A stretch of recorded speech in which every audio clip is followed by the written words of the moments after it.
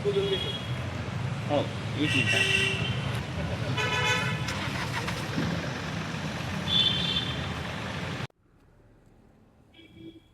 गेल्या 3 दिवसापूर्वी वर्धा जिल्ह्यातील समुद्रपूर आणि हिंगणघाट तालुक्यामध्ये गारपिटीचा तडाखा बसलेला आहे.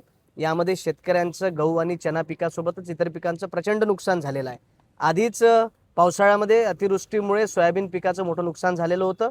त्यामध्ये कसंबसं आता शेतकऱ्यांना गहू आणि चना या पिकांकडून मोठी अपेक्षा होती, परंतु या गारपिटीमुळे गहू आणि चण्याचं सुद्धा मोठं नुकसान झालेलं आहे. सोबतच पीक विम्याची अजून मदत सोयाबीनची शेतकऱ्यांना अजूनपर्यंत त्यांच्या खात्यामध्ये जमा झालेली नाही आहे. आता या गहू आणि चना या पिकाचं नुकसानीची सुद्धा पीक विम्याची मदत अजूनपर्यंत मिळालेली आहे.